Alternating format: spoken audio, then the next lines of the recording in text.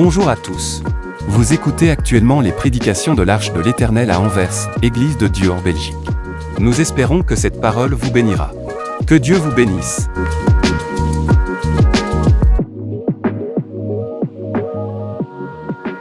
Amen.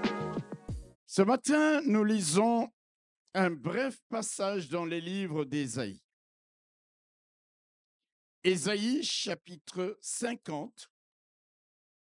Ésaïe, chapitre 50. Et nous lisons les versets 4 à 5.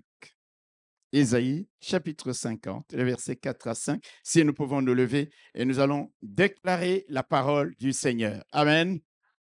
La Bible nous dit quoi? Allons-y. Le Seigneur, l'Éternel, m'a donné une langue exercée pour que je sache soutenir par la parole celui qui est abattu. Il éveille chaque matin, il éveille mon oreille pour que j'écoute comme écoutent des disciples. Le Seigneur, l'Éternel, m'a ouvert l'oreille et je n'ai point résisté. Je ne me suis point retiré en arrière. Amen.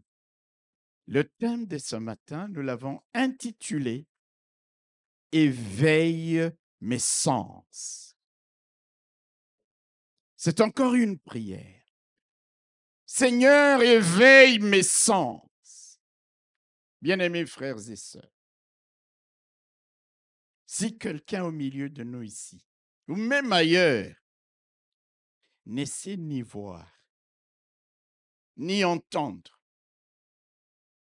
ni se servir de sa langue pour parler ou pour apprécier les goûts des aliments, est-ce que quelqu'un me suit?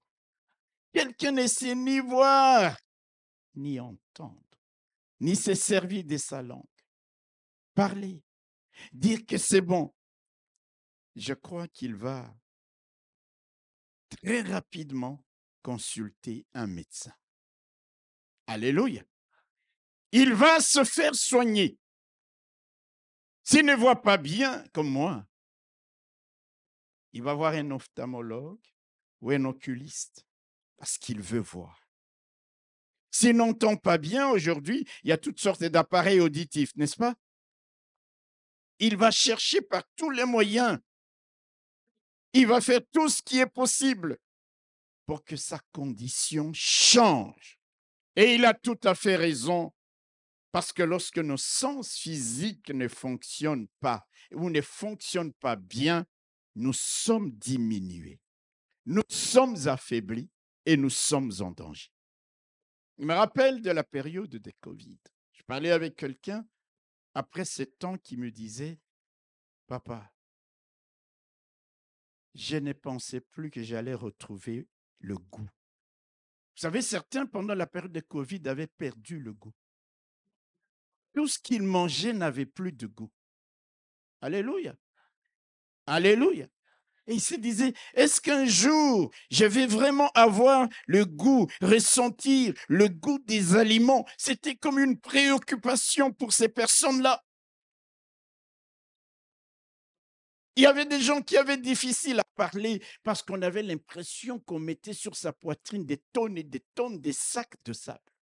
On avait difficile à parler. Alléluia.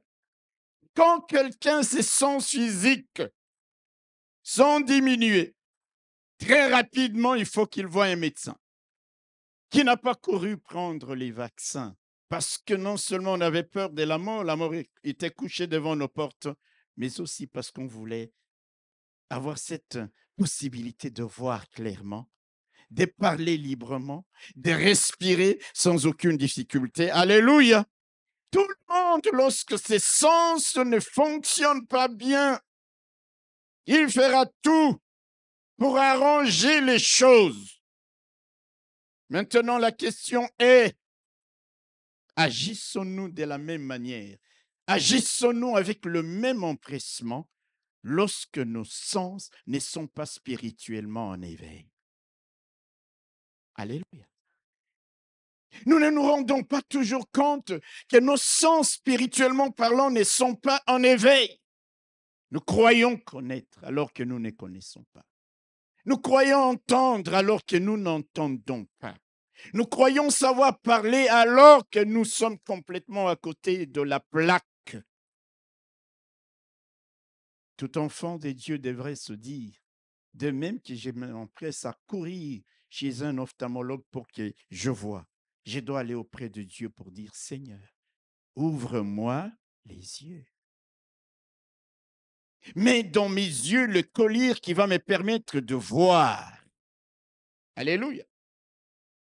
Chacun de nous devrait courir devant Dieu lorsqu'il n'entend plus bien. Je me rappelle d'un frère qui, à une certaine époque, il est là, assis au milieu de nous, il avait beaucoup de difficultés à entendre. Alléluia. Et il est allé chez les médecins et les médecins retiraient comme des espèces de bouchons dans les oreilles. Et tant que ces bouchons n'étaient pas retirés, il était mal à l'aise. Il a couru parce qu'il s'était rendu compte qu'il n'entendait pas bien. Vous savez, beaucoup de gens, ils viennent à l'église. Vous croyez qu'il entend, mais il n'entend pas. Vous croyez qu'il voit, mais il ne voit pas. Vous croyez qu'il est sauvé, mais il ne l'est pas.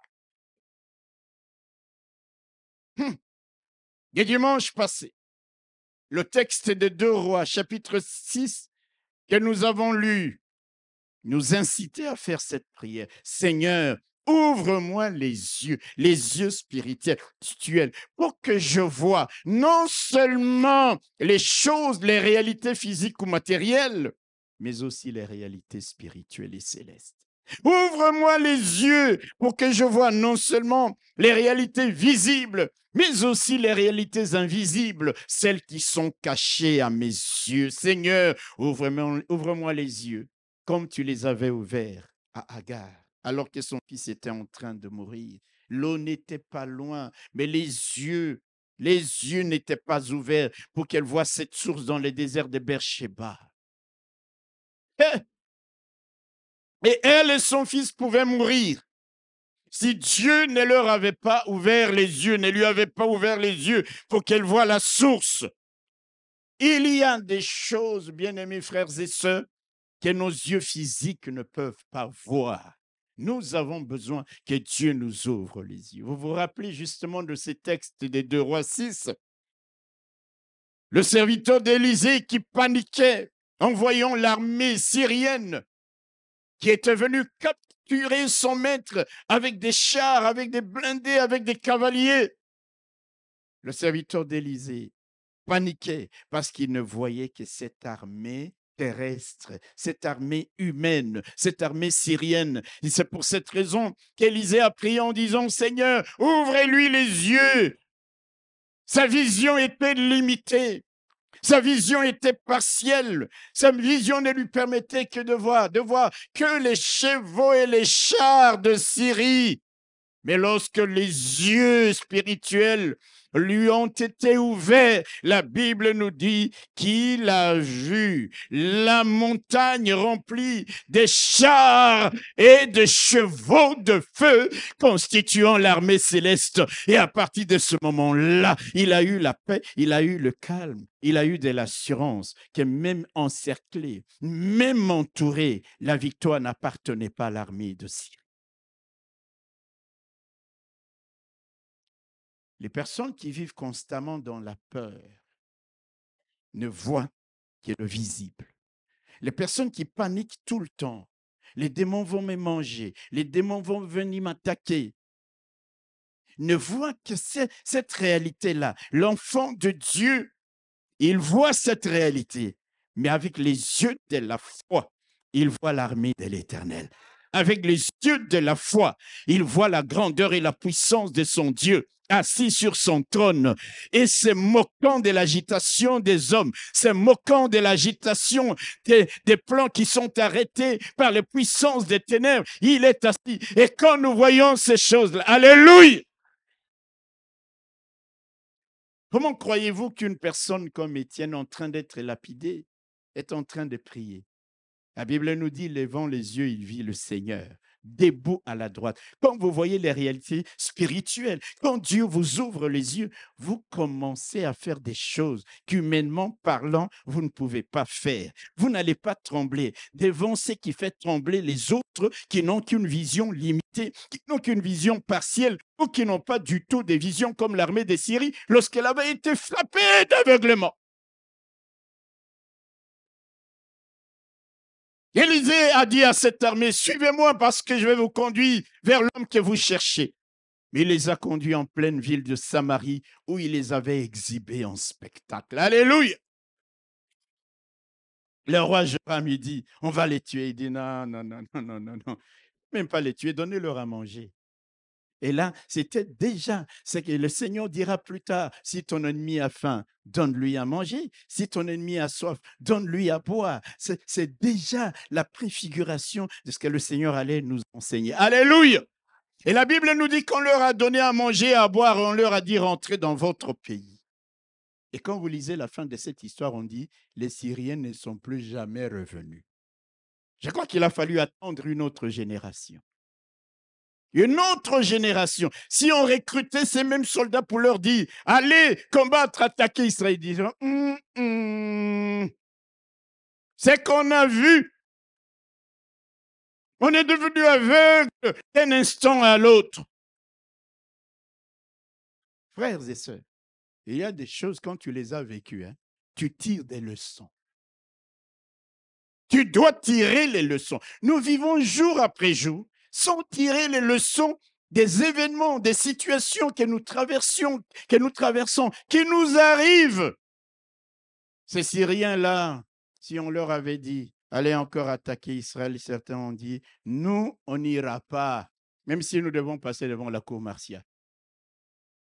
Nos yeux se sont fermés en plein jour. Nous étions en train de tâtonner. En plein midi, nous tâtonnions. Et quand nous les avons ouverts, nous étions encerclés. Nous qui étions venus encercler quelqu'un, nous nous sommes nous-mêmes retrouvés encerclés. Et ils vont dire non, on ne va pas aller. Ces gens pouvaient nous tuer. Mais ils nous ont fait du bien. Ils nous ont donné à manger. Ils nous ont donné à boire.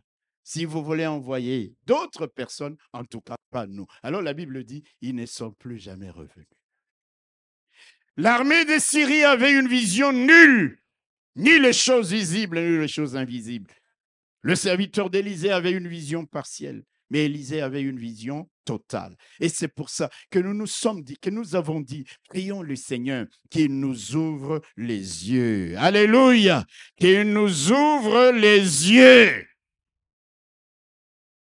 Ce matin, le texte que nous venons de lire nous incite encore à adresser à Dieu le même genre de prière afin qu'il nous donne deux choses. La première chose, c'est qu'il nous donne une langue exercée. Alléluia. Et nous allons comprendre pourquoi. La deuxième chose, c'est qu'il nous ouvre les oreilles, qu'il éveille notre oreille. Alors quand vous prenez les yeux, la bouche, la langue, les oreilles, vous voyez, ce sont les sens. Nous avons besoin que Dieu éveille nos sens. Quelqu'un peut dire amen ce matin? Le même genre de prière qu'il nous donne lorsque nous parlons. Lorsque nous parlons. Nous allons le développer. Alléluia. Il dit, le Seigneur l'Éternel m'a donné une langue exercée. Il m'a donné. Si tu n'as pas, tu peux demander, le Dieu qui donne te donnera. Une langue exercée pour que je sache soutenir par la parole celui qui est abattu. Il éveille chaque matin, il éveille mon oreille. Alléluia. Pour que j'écoute comme écoute des disciples. Amen, amen, amen. Que Dieu éveille nos oreilles, qu'il ouvre nos oreilles afin que lorsqu'il nous parle, que nous puissions l'entendre. Non pas selon ce que nous voulons entendre, mais selon ce que lui veut que nous entendions. Vous savez, beaucoup de gens, lorsqu'ils viennent à l'église le dimanche, on peut prêcher le même texte. Ce n'est pas 2, 3 pasteurs qui ont prêché, mais les seuls pasteurs. L'un sort, il interprète, il a entendu la parole à sa manière. Vous n'avez jamais remarqué ces phénomènes? Il a entendu la parole à sa manière parce qu'il veut entendre ce qu'il veut entendre et pas ce que Dieu veut qu'il entende. Il y a une nuance, il y a une différence. Dieu ouvre nos oreilles, alléluia, pour que nous entendions ce qu'il veut nous communiquer, ce qu'il veut que nous puissions entendre la bouche pour que nous puissions annoncer ses vertus, annoncer sa parole, conseiller qui est abattu, relevé par la parole, celui qui est découragé, que Dieu nous donne une langue exercée. Qu'il éveille nos sens. Prions sans cesse que Dieu nous rende capables de voir, que Dieu nous rende capables d'entendre, que Dieu nous rende capables de dire des choses dont il a rempli nos bouches pour qu'au moment opportun, ce qui sortira de notre bouche communique édification, communique encouragement. Beaucoup de gens, ils parlent trop, mais ils ne parlent que des choses qui découragent les autres. Ils ne parlent que des choses pour critiquer. Que Dieu nous donne une langue exercée. Dieu a toujours aimé communiquer avec l'être qu'il a créé à son image et à sa ressemblance. Quand vous lisez la Bible, depuis le livre de Genèse jusqu'au livre d'Apocalypse, vous allez voir que Dieu s'est toujours adressé aux hommes. Et il y a des moments, franchement, quand on n'a pas écouté comme écoutent les disciples, quand on n'est pas habitué à entendre la voix de Dieu, vous pouvez même remettre en question si ce que vous entendez de la part de Dieu vient de lui. Prenons Abraham. Il attend plusieurs années pour avoir un fils. Après 25 ans, finalement, il a ce fils. Et Dieu vient lui dire, Abraham, Abraham, il dit, me voici. Il dit, prends ton fils, ton unique, Isaac, celui que tu aimes. En ce moment-là, il y avait déjà Ismaël. Toute cette répétition de la part de Dieu servait à enlever tout doute, tout équivoque quant à l'identité de l'enfant à sacrifier. Et Dieu lui dit, je n'ai pas, parce que s'il lui a dit, offre-moi ton fils, Abraham aurait dit, ok, je vais lui offrir Ismaël que j'ai eu avec ma servante égyptienne. Vrai ou faux? Alors il lui dit, non, non, non, non, non, offre-moi ton fils en holocauste, en sacrifice. Mets-le, pose-le sur un bûcher, mets le feu. Ton unique. Mes frères et sœurs, si vous n'êtes pas habitués à la voix de Dieu, vous allez dire, ça c'est Satan. Arrière de moi, encore nous les pentecôtistes. Au nom de Jésus, je ferme les oreilles. Satan, tais-toi. Vrai ou faux? Mais comme il avait cette sensibilité, il connaissait la voix de Dieu, il s'est dit, ça c'est Dieu qui parle.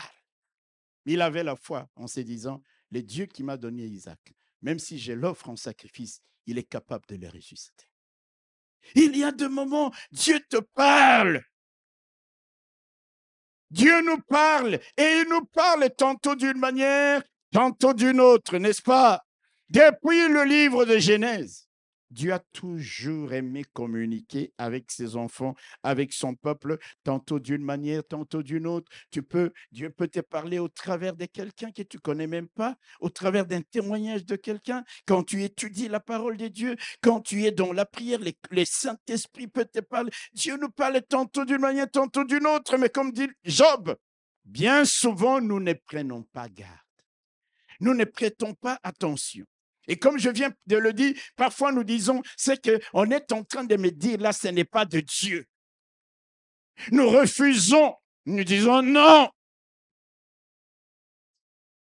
Parfois nos oreilles sont bouchées à la parole de la vérité. Parfois, bien-aimés frères et sœurs, nos oreilles ne sont pas sensible, éveillé pour entendre la voix de Dieu, parce que ses oreilles sont plus habituées aux voix de ce monde, au brouhaha de ce monde, au bruit de ce monde. Pourtant, lorsque Dieu nous parle, c'est pour nous transmettre des instructions vitales. Lorsque Dieu nous parle, c'est pour nous communiquer des révélations.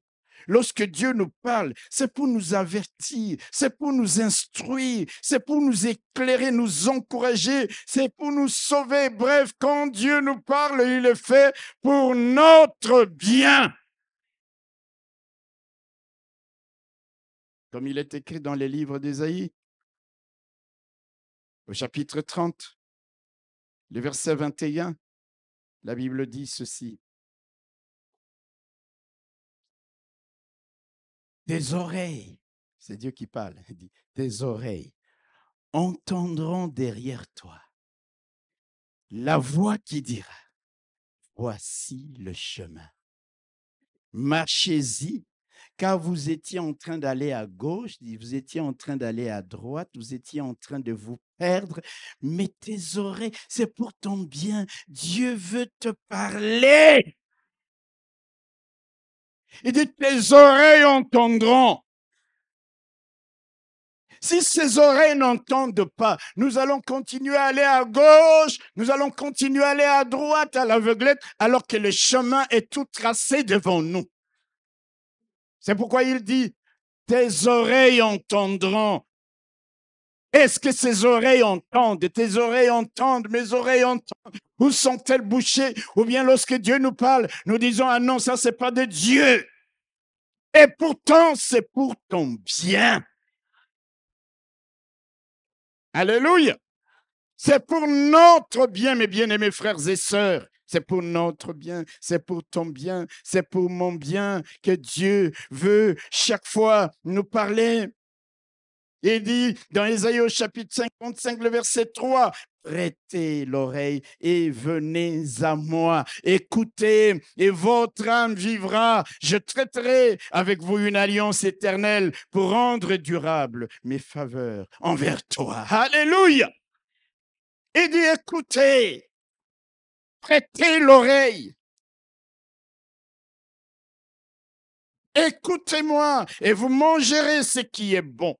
Ah, j'aime ça. À partir du verset 2, il dit pourquoi pesez-vous de l'argent pour ce qui ne nourrit pas? Pourquoi travaillez-vous pour ce qui ne rassasie pas? Écoutez-moi donc et vous mangerez ce qui est bon. Dis Amen. Il te dira c'est là. Écoutez et votre âme se délectera des mains succulents. Prêtez l'oreille et venez à moi. Écoutez et votre âme fera quoi? Vivra. Si donc nos oreilles sont bouchées, frères et sœurs, si nos oreilles ne sont pas éveillées, ne sont pas sensibles à la voix de Dieu, la mort se couche à nos portes.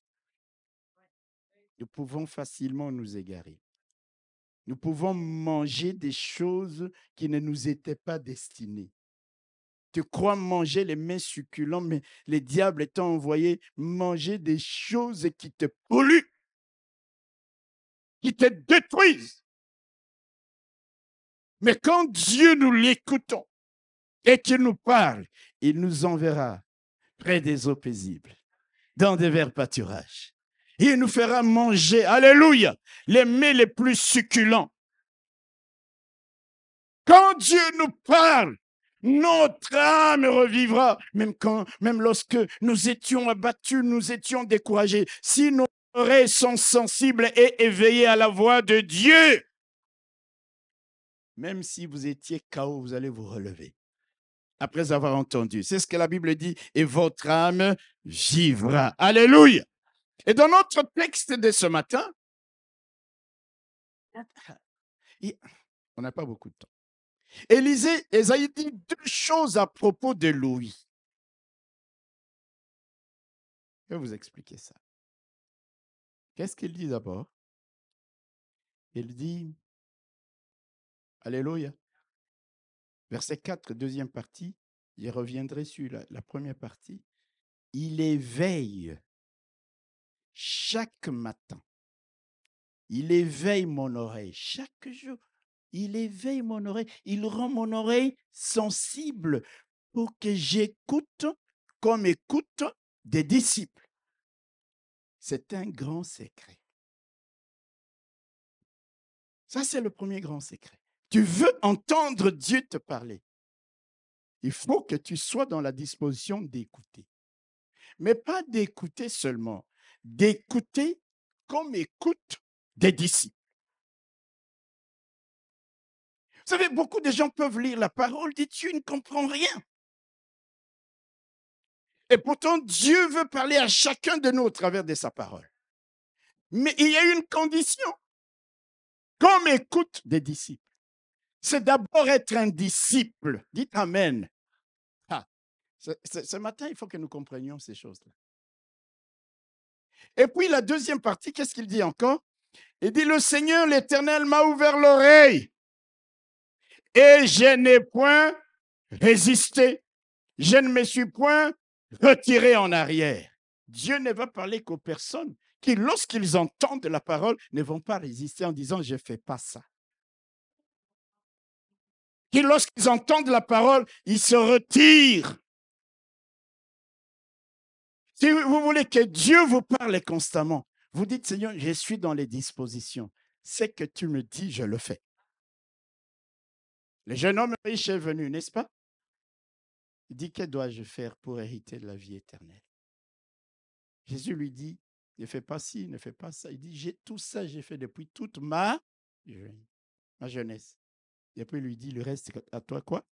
Une chose. Nous allons revenir. Ce jeune homme a continué avec Jésus. Il s'est retiré et son histoire s'est arrêtée. Nous prions, Seigneur, ouvre-moi les oreilles, c'est bien. C'est très bien. C'est très bien comme prière. Ouvre-moi les oreilles. Et dans ce texte, la parole de Dieu nous livre deux secrets pour que j'écoute comme écoute des disciples. Il faut donc d'abord être un disciple. Tout le monde ici dira, « Ah, Bishop, je suis disciple de Jésus. » Je vais vous montrer que ce n'est pas toujours vrai. Même au milieu de nous, ce n'est pas toujours vrai. Savez-vous qu'en grec, le mot disciple signifie quoi? Un apprenant. Apprenant, quelqu'un qui... Tu ne peux pas être disciple si tu crois connaître. Ou si tu vis avec les prétentions de connaître tout. Tu n'es pas un disciple. Un disciple a l'humilité d'apprendre. Un disciple écoute attentivement son maître. Un disciple aime la présence de son maître. Dites Amen. Un disciple aime être en communion avec son maître. Un disciple est prêt à souffrir comme son maître. Un disciple met en pratique ce qu'il entend de son maître. Il suit son maître. Il sert son maître. Et qui est notre maître? Avouez à moi, c'est Jésus-Christ. C'est Jésus-Christ. Nous prétendons être des disciples du Seigneur. Mais là où il est, nous sommes à des milliers de kilomètres de lui. Nous ne sommes pas véritablement des disciples. Nous ne voulons pas apprendre. Nous ne voulons pas grandir. Pourquoi voulez-vous que le Seigneur prenne le temps de vous parler? Parce qu'il doit crier, vous êtes à la gare centrale. Lui, il a fait sa sainte convocation ici, mais vous dites, Seigneur, je suis chez moi, parle-moi. Le disciple, comme écoute les disciples, il est là assis comme Marie. Alléluia! Ça sort est agitée à préparer le repas, elle est en colère. Seigneur, tu ne dis pas à ma soeur de venir m'aider, je m'occupe. Tu es venu avec 12 personnes, tes disciples apôtres, et moi je suis là. Et Marie est assise au pied. Il dit, Marthe, tu t'inquiètes pour beaucoup de choses. Marie a choisi la bonne part. Une vraie disciple assise au pied de son maître, en train d'avaler la parole de Dieu, en train de manger la parole de Dieu. C'est comme si tout le reste n'a plus d'importance. Oh non. Isaïe, il dit, alléluia, il éveille chaque matin, il éveille mon oreille pour que j'écoute comme écoute qui? Des disciples. C'est clair, mes frères et sœurs. Le texte est clair. Comme écoute des disciples. Es-tu vraiment un disciple du Seigneur? Le disciple n'a qu'un maître. Hello? Aujourd'hui, on est disciple de Jésus, mais on est disciple d'un homme fanatique, on est disciple d'un apôtre qui déclare n'importe quoi, d'un prophète qui blablate n'importe comment. On est sorti de l'église, on est entré dans des réseaux pour suivre n'importe quoi. Si dans votre église, il n'y a pas la parole, allez chercher ailleurs. Si dans l'église, on vous prêche, mais mets-toi d'abord à étudier ce qui t'a été prêché. Imprègne-toi de cela. Et laissez-moi vous dire, bien-aimés frères et sœurs, sans fausse modestie, ici, il y a les paroles. Alléluia. Incontestablement, la parole des révélations est prêchée. Alléluia. Et toi, tu vas courir à gauche, à droite. Aujourd'hui, on m'a invité là. Moi, j'ai l'impression qu'il n'y a que les chrétiens de l'âge qui n'invitent jamais les gens. Alléluia. Je vous dis la vérité. Et si tout le monde était là, mais appelez-les les soirs, on m'appelle, papa, on m'a invité là-bas, on m'a invité là-bas. Et dans mon cœur, je dis, je ne dis pas qu'on ne doit pas être invité, je n'ai pas dit ça. Mais je n'ai jamais vu les mêmes personnes aussi inviter des gens dans leur église. Et il y a même des églises aujourd'hui qui travaillent rien qu'à débaucher les gens d'autres églises. Venez chez nous, venez chez nous, venez. Quand vous entendez ça, c'est une secte. Une secte chrétienne. Vous le vouliez ou pas, je vous enseigne la parole de Dieu. Alléluia. Le disciple suit son maître. Il dit, il éveille mon oreille. Il éveille mon ouïe pour que j'écoute, pour que j'entende. Comme écoute des disciples.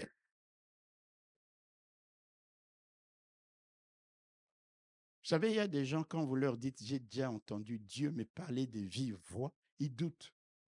Mais c'est ton problème, si tu doutes. Moi, j'ai déjà eu cette expérience. Alléluia. Mais Dieu peut te parler aussi par des visions. Sauf qu'aujourd'hui, les gens vous disent, allons dormir. Comme ça, Dieu ne nous parle pas les visions. Même à la retraite, ils vous disent, donne mon frère. À midi, là, donne mon frère. Dieu va nous parler par des visions. J'ai vu des choses incroyables dans la chrétienté. Des gens en pleine journée disent dormons pour que Dieu nous parle par des visions et par des songes. Vous êtes venus en retraite, vous êtes venus prier. Et il y en a qui trouvent facilement les sommeils, ils dorment. Ils ne dorment même pas pour que Dieu leur parle. Ils dorment des fatigues. Ils dorment d'avoir trop bien mangé même. Dieu veut te parler tantôt d'une manière, tantôt d'une autre. Mais il va te parler lorsque tu es dans les dispositions d'un disciple. Et un disciple apprend. Un disciple n'est pas là pour discutailler avec le maître en disant non, je connais plus que toi ou ceci. Non, il est assis au pied d'un seul maître. Il écoute la parole. Il grandit dans la parole. Alléluia. Dans la semaine, il y a une de mes filles qui m'envoie comment on dit, un texte, un post où on dit, voilà, c'était il y a 2-3 jours, il y aura le froid, il y a le phénomène d'apophélie, il y aura froid terriblement, porter des manteaux et tout. Et puis à la fin, il me dit, mais toi qui es scientifique, dis-moi si c'est vrai. Alors je lui dis, mais écoutez,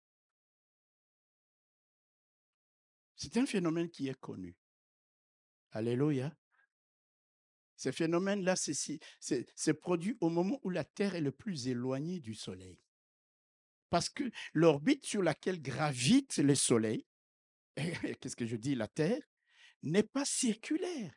C'est une orbite elliptique, hein, ovale. Donc, il y a des moments où c'est près, il y a des moments où c'est loin.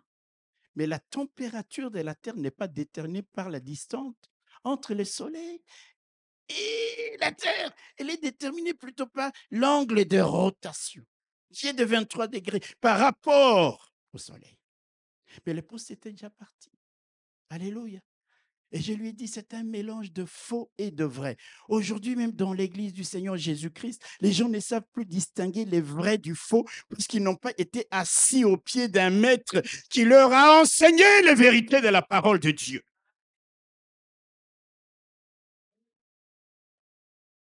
Et dans ces postes, on disait, il y aura tellement froid jusqu'au mois d'août, portez de manteau. J'ai dit non, le phénomène aura lieu d'ailleurs, scientifiquement parlant, pour cette année 2025, au mois de juillet. Mais nous ne sommes encore qu'au mois de mai. Et maintenant, il y aura de manteaux et tout et tout. Frères et sœurs, c'est exactement la même chose qui se passe dans le christianisme, dans le monde chrétien. Il y a des faussetés, il y a des mensonges, il y a des demi-vérités, il y a des vérités, des faussetés qui sont mélangées. Mais le disciple qui sait écouter, qui a grandi au pied du maître, il a le discernement. Il sait dire si cela est vrai, si cela est faux, si cela est un mélange du vrai et du faux, parce qu'il était instruit. Il a eu l'humilité d'apprendre, il a eu l'humilité de se taire, il a eu l'humilité d'écouter ce que son maître lui dit. Combien de chrétiens, il suffit de lui dire, Dieu me montre, Dieu me dit, il tremble déjà. Oh oui, on peut lui dire n'importe quoi, il dit, Dieu m'a parlé. Les disciples apprennent. Et les disciples qui a grandi. Moi, je loue le Seigneur. Je peux dire dans notre, il y a des gens dont je sais que c'est des disciples. Si tu n'es pas dans ces cas, je n'ai pas cité ton nom, ni le nom de ceux que j'apprécie. C'est à toi de te situer. Il ne faut pas m'en vouloir. C'est toi-même qui dois te situer. Hello! Parce qu'après, moi, je vais partir. Et arrêtons ces histoires-là. Depuis qu'un disciple a fermé, quand vous ne lui avez pas rendu visite, je pars. Sa maman est décédée. Vous n'avez pas envoyé de fleurs. Je pars. C'est quoi? C'est quoi? Je ne comprends pas ce qui se passe dans ce pays. Dans les églises aujourd'hui. Alléluia. Oh, j'ai eu les matangas. Tous les papas et toutes les mamans de l'église ne sont pas venus me voir. Moi, je pars. Frères et sœurs, un disciple, tu suis quoi? Après, tu veux que Dieu te parle. Même quand Dieu te parlera, tu n'entendras rien. Ton oreille est bouchée par le ressentiment, par la colère, par la haine. Et pourtant, alléluia, quand Dieu te parle, mon frère, c'est pour ton bien. Mais il faut avoir eu le temps de t'asseoir à ses pieds et tu dis, Seigneur, éveille mon oreille, ouvre mon oreille pour que j'écoute, comme écoute des disciples. Fais de moi un disciple affermi, pour que quand tu parles, je t'entends. Quand tu parles, j'avale ce que tu dis, je mange ce que tu dis. Alléluia!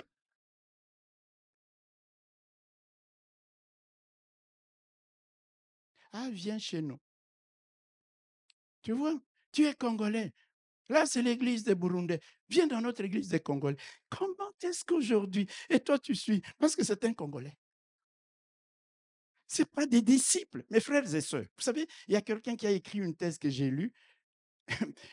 J'ai retenu plus un extrait. Ça peut vous choquer. Mais il a fait une étude vraiment très exhaustive où il démontre, c'est une thèse, hein, ça peut se vérifier ou ça peut être infirme, où il dit beaucoup de gens qui y ont donné leur vie à Jésus-Christ après les années 1980, pour la plupart ne sont pas affermis. Je ne dis pas que toi qui as donné en 1982, tu ne l'es pas. Ce sont des statistiques. Un disciple affermi. Ah frère, alléluia! Vous voyez pourquoi Pierre, quand il est avec le Seigneur sur les sommets de la montagne, il voit la transfiguration. Il dit, Seigneur, construisons des tentes. Nous voulons demeurer ici, là où tu es, là où nous voyons la révélation, là où nous entendons des choses que l'oreille humaine ne peut pas entendre. Être dans la présence du Maître, les disciples, c'est une soif au-dedans de lui.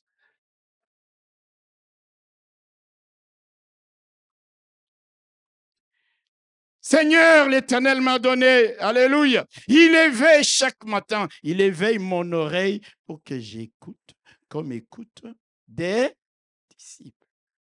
Pose-toi la question, es-tu vraiment un disciple de Jésus-Christ?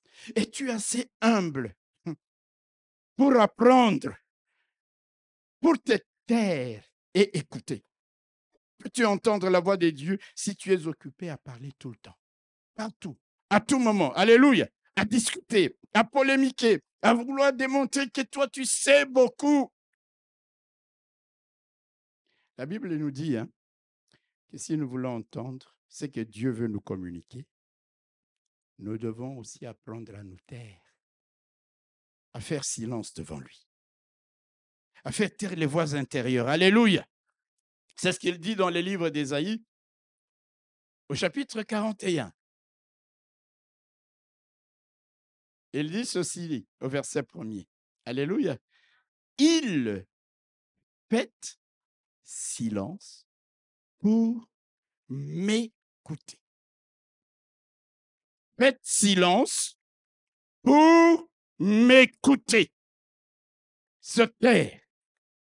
Nous devons apprendre à faire silence, à prêter l'oreille.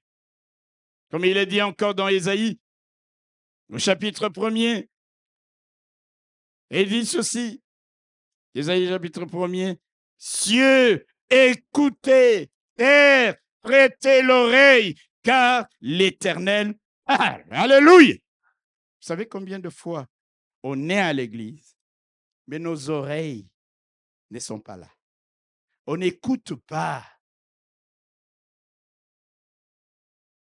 Faites silence. Habakkuk dit, j'étais à mon poste et j'attendais pour savoir ce que Dieu me dirait. Parfois, tu dois savoir te taire, prêter l'oreille et écouter et attendre le moment que Dieu a choisi pour te dire ce qu'il veut te dire. C'est pour cette raison, frères et sœurs, je vais vous dire une vérité. Méfiez-vous des gens qui sans cesse vous disent « Dieu m'a dit, Dieu m'a dit, Dieu lui a dit ». Premièrement, Dieu n'est pas très bavard. Alléluia. Alléluia. Ensuite, parce qu'il faut avoir le temps de l'écouter, le temps de communion avec lui comme un disciple. Si ce temps-là, tu ne l'as pas et tu ne t'étais pas, Dieu m'a parlé, Dieu m'a parlé, Dieu m'a parlé. Bien souvent, les gens qui vous disent Dieu m'a parlé veulent se donner de la valeur ou de l'importance, alors que c'est des choses qui viennent d'eux-mêmes. Dieu ne leur a rien dit du tout. Je sais que Dieu nous parle, nous le disons. Mais si quelqu'un n'a pas le temps de communier avec Dieu, de se taire devant Dieu, d'être silencieux, de l'écouter, même quand tu lis ta Bible, c'est pas tu lis, c'est fini, tu la fermes. Seigneur, qu'est-ce que tu veux me dire? Et tu peux rester 5-10 minutes à ne rien comprendre et tout d'un coup, le Saint-Esprit commence à te parler. La révélation commence à se former. Parce que tu écoutes comme écoute des disciples, que j'écoute comme écoute des disciples. Alléluia. Mon frère, ma soeur, écoutes-tu vraiment comme un disciple de Jésus-Christ? Comme Marie, je l'ai dit, là, assise aux pieds du Seigneur. Faites parfois l'exercice après le culte. Appelle quelqu'un le soir. Qu'est-ce qu'on a prêché? Il a été au culte. Alléluia. Ah, on a prêché ce qu'on a toujours prêché. Qu'est-ce qu'on a toujours prêché? Lui, il dit non. Le pasteur a même débordé. Oui, il a débordé, mais qu'est-ce qu'il a dit? Il dit tout ce qu'il a toujours dit. Alléluia. Alléluia. C'est pourquoi lorsque nous devons conduire la prière, nous réécoutons la parole. Parce que Dieu peut nous parler au-delà même de ce que le pasteur a prêché. Quand nous savons écouter comme des disciples, ça va se refléter même dans notre manière de conduire la prière. C'est pas juste prendre des notes comme ça. Non, je m'imprègne. Et j'aime ça parce que beaucoup d'entre nous, nous le faisons. Alléluia. Qu'on m'écoute des disciples. Les disciples comme Marie. Ah! Et puis, être disciple, c'est aussi, Jésus a dit, à ceux-ci, on reconnaîtra que vous êtes vraiment mes disciples si vous avez de l'amour les uns pour les autres. Quand il y a la haine entre des frères et sœurs, en Christ, dans l'église ou ailleurs, vous allez voir telle église contre telle autre église. Frères et sœurs, on n'est pas disciples. On n'est pas disciples. On doit vouloir détruire telle église pour que chez nous, on dit chez nous, on est chez nous de qui?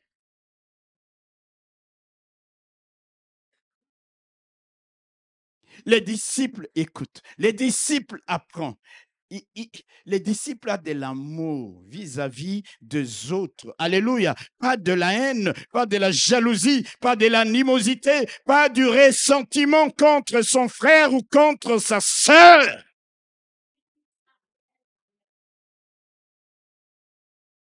Les disciples est humble. Vous savez, dans les cadres de l'Église, le pasteur a l'autorité morale. Je t'engueule, je t'engueule. Encore que je ne vous engueule pas. Il faut voir dans d'autres églises. Alléluia. Moi, quand je vois mes pasteurs prêcher ici, je bénis le Seigneur, ils prêchent très bien. Mais nous autres, quand on prêchait du haut de la chaîne, les pasteurs te disent, où est-ce que tu as appris ça? Quelqu'un qui n'a pas l'humilité, il dit non. On m'a humilié. Je pars. C'est quel genre de disciple? Aujourd'hui, les gens goûtent un tout petit peu à la vie d'un disciple. Ce n'est pas des véritables disciples. Le véritable disciple, il est humble. Alléluia. Il apprend. Il suit son maître. Il est au service de son maître. Et parfois, on dit oui, je suis disciple de Jésus-Christ. Je vais vous dire la vérité. Si vous n'êtes pas encore disciple de votre pasteur, vous ne pouvez pas être disciple de Jésus. Comment pouvez-vous être disciple de quelqu'un que vous ne voyez pas, alors que celui qui l'a placé en face de vous, vous ne l'écoutez pas? Il vous prêche et vous dites qu'il cause toujours.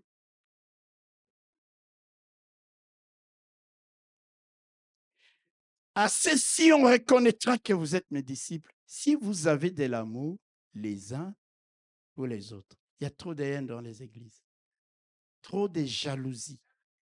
Alléluia. Des ressentiments. Il ne m'a pas salué. Ah, Seigneur de gloire, tu t'es dit, mais on est dans quel monde là?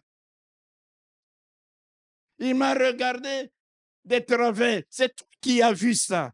Ça veut dire, toi, tu l'as regardé de travers. Je parle à quelqu'un. Et on dit disciple de Jésus-Christ. Et on veut que Dieu te... Non, on m'écoute des disciples. Alléluia. Oh, dites un beau amen.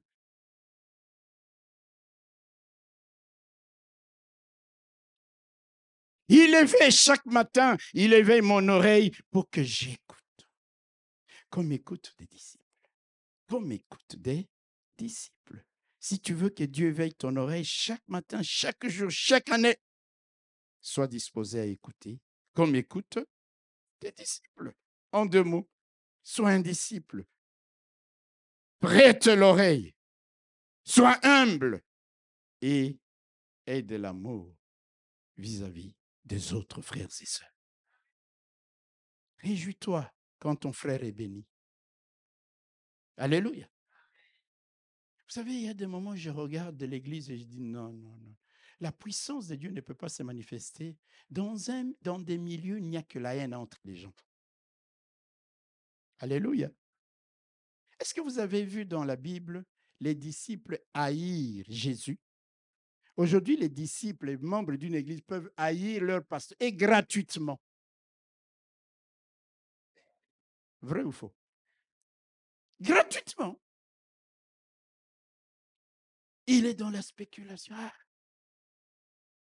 Un jour, j'étais invité au Canada. Les billets étaient payés, séjour et tout, par l'Église du Canada. Des frères sont restés à l'église. Ah, ah, vous voyez, l'argent de l'église, ça passe que dans les voyages. Il est là au Canada.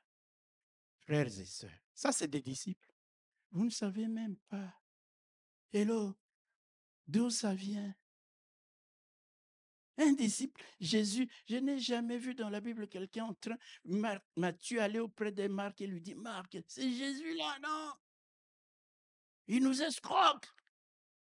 Vous avez déjà lu un texte comme ça? Ça, c'était des vrais disciples.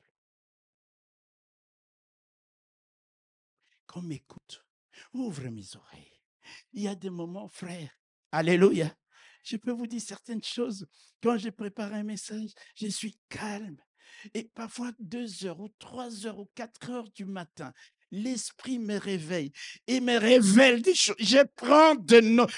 C'est comme si on te parlait comme ça. Alléluia. Qu'on m'écoute des disciples. Ah, Seigneur de gloire. Au verset 5, il dit, le Seigneur éternel m'a ouvert l'oreille et je n'ai point résisté. Je ne me suis point retiré en arrière. Alléluia. Voilà encore ce qui doit caractériser un vrai disciple.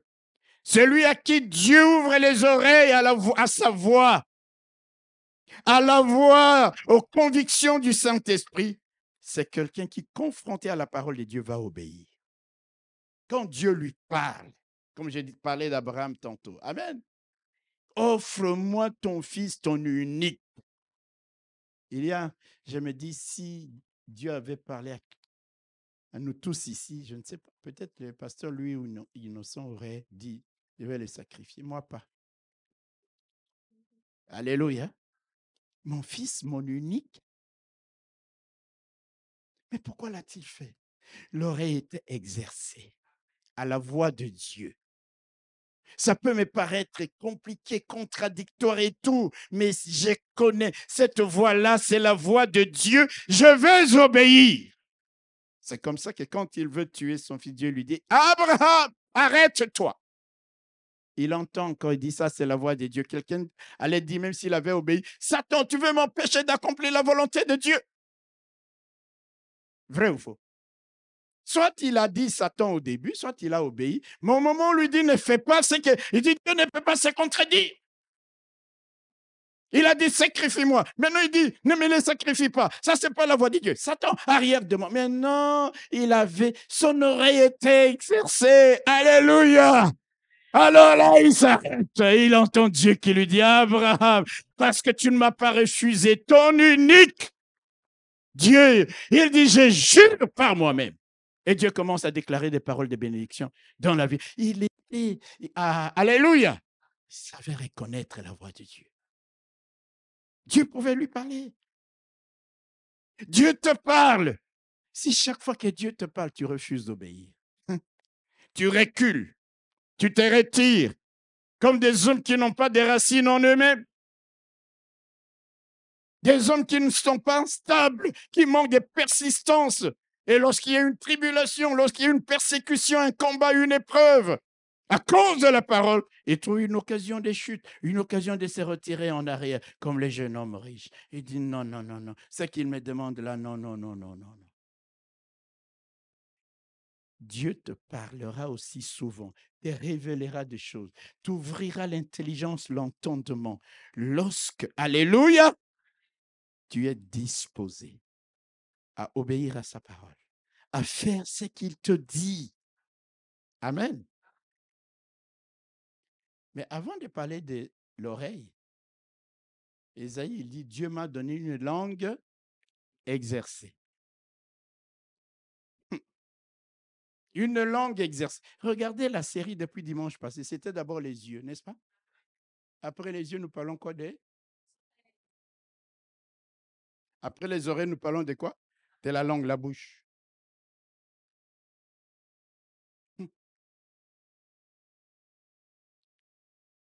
Il y a des yeux qui ne voient que des choses pourries, qui ne regardent qu'à des choses pourries.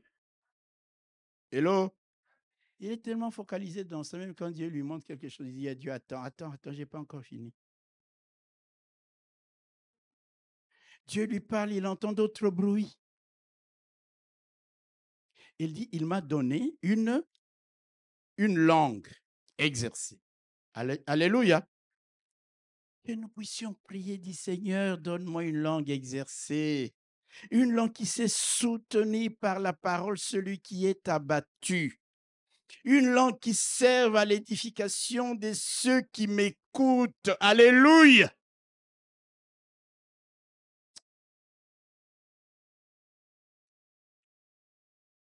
Dans Éphésiens au chapitre 4, le verset 29, la Bible dit qu'il ne sorte de votre bouche aucune parole mauvaise. Mais s'il y a lieu, quelques bonnes paroles qui servent à l'édification et communiquent une grâce à ceux qui l'entendent. Dites Amen. Seigneur, donne-moi une langue qui, lorsqu'elle parle, une bouche qui, lorsqu'elle parle, communique l'édification.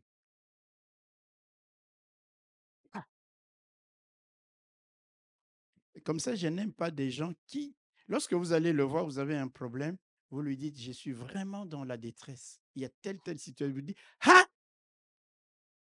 mon frère, les choses, c'est grave maintenant. Hein? C'est lui qui a une langue exercée. Il vous dira, oui, frère, la situation est critique, mais il y a un Dieu. Une langue exercée pour édifier celui qui est abattu, pour encourager celui qui est découragé. Alléluia. Une langue qui serve à l'édification et communique une grâce à ceux qui l'entendent. Pas une langue qui sort le venin, pas une langue qui sort les blagues, les jurons, les calomnies, les sottises, la médisance, les songis.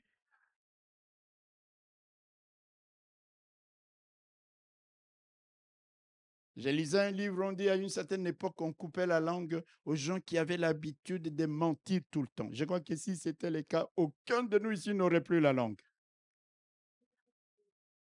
Et ça passe encore. Songis. Un disciple. Il allume le feu entre les frères. Tu sais, c'est pas possible. Frères et sœurs, comment voulez-vous que nous puissions voir vraiment la gloire de Dieu avec une vie comme ça? Quand tu ouvres la bouche, il n'y a que des sottises. Quand tu ouvres la bouche, alléluia, il n'y a que la calomnie, la diffamation, les blagues, les blasphèmes, les jurements. Non, ça, ce n'est pas une langue exercée. La langue exercée, quand elle s'exprime, la personne qui est en face reçoit la révélation, reçoit la connaissance, et reçoit la joie, reçoit la paix. Alléluia. Même quand tu reprends la personne, elle sait que c'est juste ce que tu dis. Si c'est un vrai disciple. Le Seigneur m'a donné. Dieu t'a donné aussi des dons et des talents. Beaucoup, mais je crois que soit tu ne les exploites pas, mais à propos de la langue, je crois qu'il y a fort à parier que tu dis, Seigneur, donne-moi une langue exercée. Alléluia. Une langue qui me permet d'annoncer les mystères de la parole, comme il est écrit dans Éphésiens au chapitre 6, le verset 19. Il dit ceci, priez pour moi afin qu'il me soit donné, quand j'ouvre la bouche, de faire connaître hardiment, c'est-à-dire avec courage, avec aisance et librement les mystères de l'Évangile. Alléluia! Voyez, Paul priait. Il dit, priez pour moi. Il dit aux Éphésiens, priez pour moi. Pour que quand j'ouvre la bouche, pour annoncer les mystères de l'évangile, que ça soit avec assurance, avec hardiesse, avec connaissance, avec sagesse. Alléluia. Vous savez, frères et sœurs, il y a des gens, quand ils ouvrent la bouche, il n'y a que folie qui sort de sa bouche. Prions, demandons à Dieu de nous donner une langue exercée, une langue qui professe la parole de sagesse, une langue qui professe la parole de connaissance, la parole de révélation, une langue qui rend la science aimable, une langue qui est semblable à un arbre de vie. Ça, c'est le Proverbe 15 qui dit ces choses-là. Alléluia. Proverbe 15, je vais lire ça et bientôt nous allons terminer. Il dit, la langue des sages rend la science aimable et la bouche des insensés répand la folie. Au verset 4, il dit, la langue douce est un arbre de vie, mais la langue perverse brise l'âme. La langue exercée, c'est le contraire de ce qu'on appelle la langue pendante, la langue débridée, la langue sans frein. Celle qui caractérise les hommes et les femmes qui sont toujours là en train de murmurer, de blasphémer, de prophéties des insanités, la folie, les paroles hautaines, les faux témoignages, les songi, comme je venais de le dire. Non! Vous savez, l'apôtre Jacques, ce qu'il dit, il dit qu'il faut savoir tenir sa langue en bride. Parce que la langue est un petit organe, n'est-ce pas? Qui est comme un petit feu, mais qui peut faire d'énormes dégâts. Alors, dans la vie, si tu n'as pas une langue exercée, mieux vaut bien souvent se taire. Alléluia. Alléluia. Pour ton bien et pour le bien des autres. La Bible dit, la bouche de l'insensé est une ruine prochaine. Ce que tu déclares peut t'entraîner à la ruine. La bouche de l'insensé cause sa ruine et ses lèvres sont un piège pour son âme. Celui qui parle beaucoup ne manque pas de péché, mais celui qui retient ses lèvres est un homme prudent. Alléluia. Écoutez encore ce qu'il est dit dans Proverbe 17. L'insensé, le fou même, quand il se tait, passe pour un sage. Celui qui ferme ses lèvres est un homme intelligent. Il dit l'insensé. Quand tu es insensé, que tu te tais, les gens ils parlent, toi tu es calme. On va dire il est sage. Et pourtant tu es insensé. Ta sagesse vient simplement du fait que tu ne parles pas pour parler. Parce que tu sais que quand tu vas ouvrir la bouche là, tu vas poser la ruine de ta propre vie et de la vie des autres. Alléluia. De temps en temps, apprenons à fermer la bouche. Par tes paroles, tu seras condamné. Par tes paroles, tu seras justifié. Mais quand tu as la langue exercée, tu peux te taire. À un moment donné, quand tu parles, les gens se tournent vers toi et disent « Waouh, quelle sagesse !» Alléluia. Quelqu'un qui était dans un... Tu ne sais pas, tu parles, tu donnes un exemple et la personne dit « Là, le Seigneur m'a parlé. » Une langue exercée. Alléluia. Dites un bon amen. Une parole qui console, qui encourage, qui apaise, qui calme, qui éclaire, qui réjouit le cœur. Une langue qui parle des merveilles de Dieu.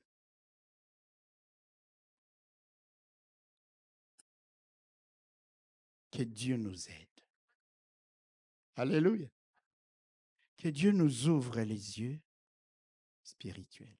Que Dieu nous ouvre les oreilles pour que nous puissions écouter comme des disciples.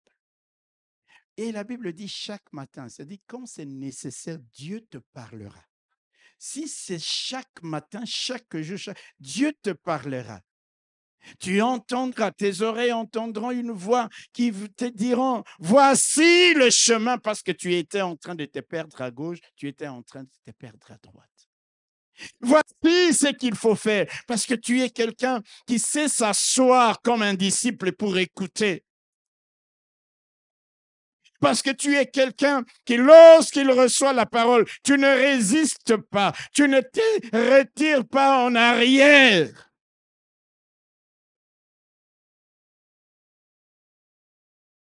Que Dieu nous aide.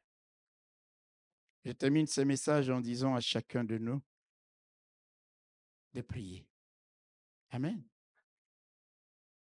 Dis à Dieu, Seigneur, éveille mes sens.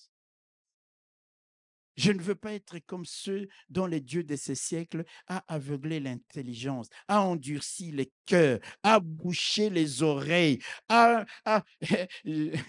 mis, comment on dit, des scotch sur la bouche. Là. Je me rappelle le pasteur Kawat, un jour, il nous disait, il va prendre son enfant à l'école, il trouve son enfant avec du scotch sur la bouche. Alléluia. Alors, il va voir le maître de son enfant. Il dit, mais pourquoi cet enfant, il dit, révérend, il parle trop. Si c'était ici, tu portes plainte à l'école. Parfois, l'Afrique, c'est bien. Hein? Il le prend, il l'amène à la maison petit. Il faut savoir.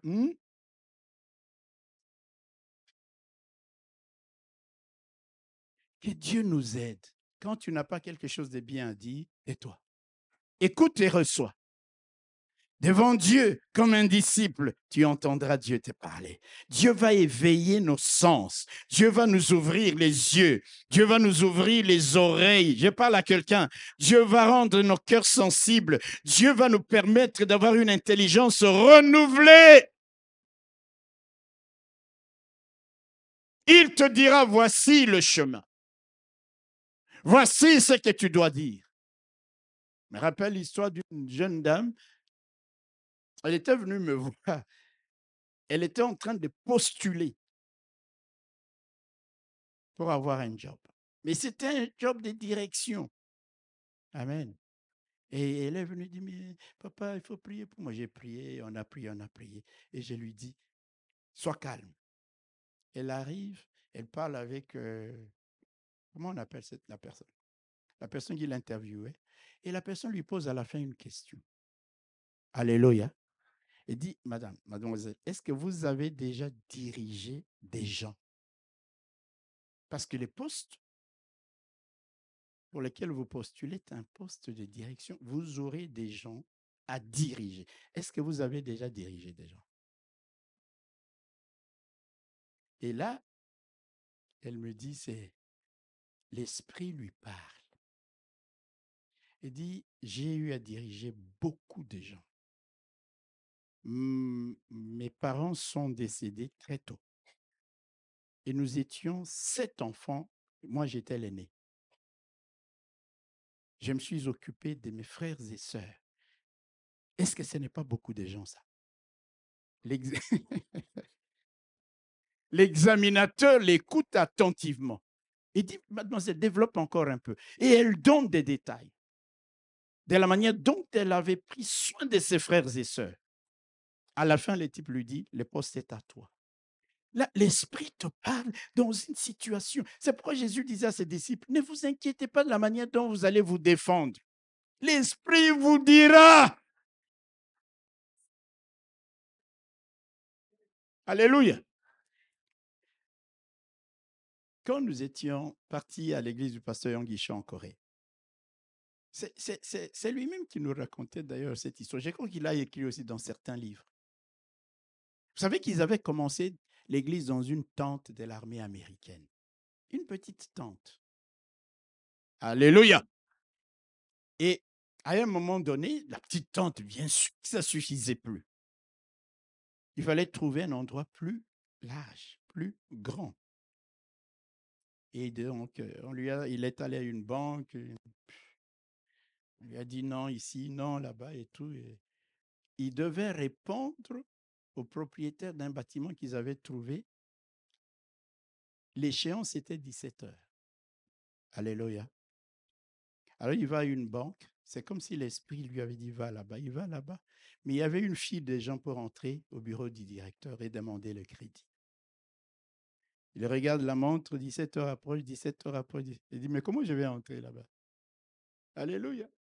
Il sort de la file, il passe devant. Et on lui dit, non, non, non, monsieur, Et puis il leur dit, je viens de la part de la plus haute personnalité de ce pays. Je dois parler au directeur de la banque. Alléluia. Est-ce qu'il avait menti? La plus haute personnalité, c'est qui? C'était même pas le président, c'est Dieu. Les messieurs qui étaient là, il entend la plus haute personnalité du pays. Moi, je ne vais pas avoir de problème avec le président. Vas-y. Il entre, il parle, il pose son problème, le directeur dit, OK, on lui donne le crédit, paf, il était dans les temps. Frères et sœurs, vous savez, Dieu peut vous donner une révélation qui peut changer tout quand tu sais l'écouter. Quand nos oreilles sont ouvertes, Dieu peut te montrer, alléluia, quelque chose que d'autres n'ont jamais fait. J'ai vu dernièrement un jeune homme qui est venu me présenter son projet. Je l'ai regardé, j'ai dit, waouh, personne n'a jamais pensé à ça. Je ne vais pas le dire parce que ça peut être une invention. Alléluia. Il me présente, j'ai dit, waouh, mais moi, je n'ai jamais pensé à ça. Quelque chose de simple, mais très génial. C'est Dieu qui donne l'intelligence. Quand nous savons écouter Dieu comme des disciples, il n'y a pas la haine dans nos cœurs. Nous passons trop de temps à écouter les voix de ce monde, les gens qui nous critiquent, qui nous calment. Tout ça, c'est bidon. Il y a des gens qui ont la bouche pour parler. Alléluia. Ils parleront. Toi, concentre-toi dans ta relation avec le Seigneur. Dieu te parlera. Dieu t'ouvrira les yeux. Dieu te révélera des choses qui peuvent en un clin d'œil changer le cours de ta vie. Sois comme un disciple. Alléluia. Et chaque matin, Seigneur, ouvre-moi les yeux. Ouvre-moi l'intelligence. Ouvre-moi les cœurs. Quand tu viens à l'église, Seigneur, rends mon cœur sensible. Ouvre-moi mon cœur qui ne soit pas endurci pour que j'entende ce que tu veux que j'entende. Et quand j'entends, que je ne me retire pas, que je ne résiste pas. Et à force de faire ça, Dieu prendra plaisir à te parler et à te parler et à te parler encore. Alléluia! Quand tu as prié, tu as le temps reste. Seigneur, parle-moi. Dieu te parlera. Mais pas tout de suite peut-être. Tout de suite, oui, mais pas forcément. Alléluia! C'est pour cette raison, quand tu as pris ta journée de jeûne et prière, tu pries et tu dis, Seigneur, maintenant, j'ai prié, j'ai t'ai parlé, parle-moi. Écoute. Quand tu as lu la parole de Dieu, Seigneur, révèle-moi, ouvre-moi les yeux pour que je voie les merveilles de ta parole. Qu'est-ce qui est marqué? Parce que ce n'est pas la lettre qui importe, c'est l'esprit de la lettre qui édifie, qui donne la vie. Ouvre-moi les yeux, ouvre-moi les oreilles, ouvre ma bouche, exerce ma langue pour que je sache soutenir celui qui est abattu. Que Dieu éveille nos sens. Refusons d'être aveugles, d'être sourds, d'être des insensés, d'avoir des langues débridées. Soyons des vrais disciples. Dieu nous donnera une langue exercée. Dieu ouvrira nos oreilles pour que nous puissions entendre sa voix qui nous dit voici le chemin, qui nous dit voici comment il faut répondre, qui nous dit voici comment tu dois t'y prendre. Parce qu'il est le Dieu qui veut notre succès, qui veut notre réussite. Que Dieu vous parle, que Dieu vous bénisse, que Dieu nous ouvre les yeux, que Dieu nous ouvre les oreilles, que Dieu nous donne une langue exercée à la gloire de son nom. Amen.